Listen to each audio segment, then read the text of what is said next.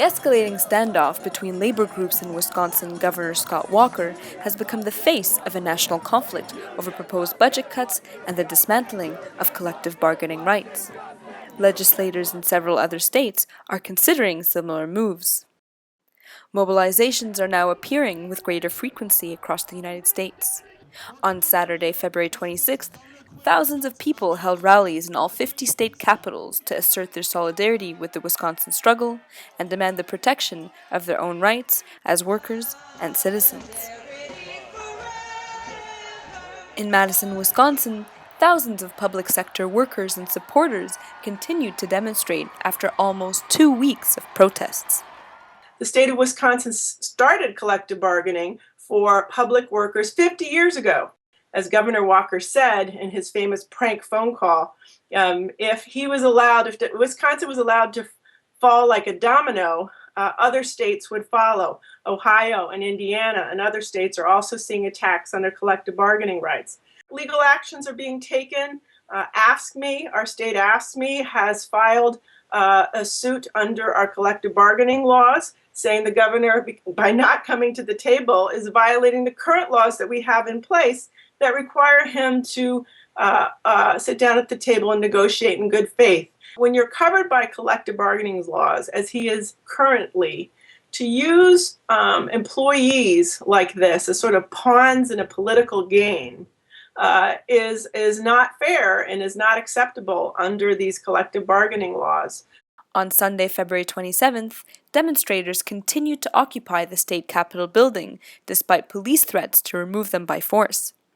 The following morning, while several hundred protesters remained, it became clear that the police were not going to reopen the Capitol doors to the public in an apparent attempt to restrict the opposition numbers within the building. At 4:30 in the afternoon on Monday, the ACLU filed an injunction to force the state capitol building to be opened to the public. There were a number of people who were outside the building all morning on Monday who were not allowed access, who signed affidavits saying they were not allowed in, and those affidavits were submitted with the temporary restraining order as evidence of people being locked out of their state capitol. The access to the public building has been severely restricted, even though there is a meeting going on, and Wisconsin has very clear open meetings laws that say that any public meetings in public buildings need to be open to all citizens. There was a rally at Monday night at 6 p.m. outside the state capitol in Madison where people expressed their support and solidarity for the people inside and their demand that the building be let open. And there will be another rally outside the capitol at 2 p.m. on Tuesday. The goal is to get as many people in the building as possible on Tuesday to make sure that our voices are heard when the governor gives his budget address. We don't really know what the end game is going to be here. Folks are very resolved to stay until we win. And what we mean by winning is that the entire so-called budget repair bill will be withdrawn, or we will at least get confirmation from 3 Republican senators that they will vote against the bill. This is a political issue, and it's not an economic issue. We sort of feel like this is not coming from Governor Walker.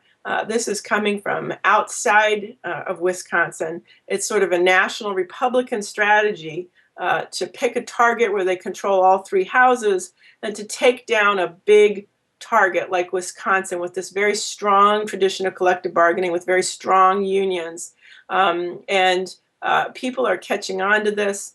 They're pushing back hard, and this issue is not going to go away.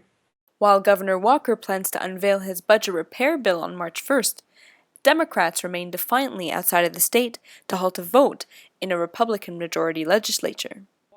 If the bill is not passed, the state would miss a deadline to refinance $165 million of debt, which the governor threatens will result in the layoff of 1,500 public sector workers. This is Dania Nadar with the Real News Network.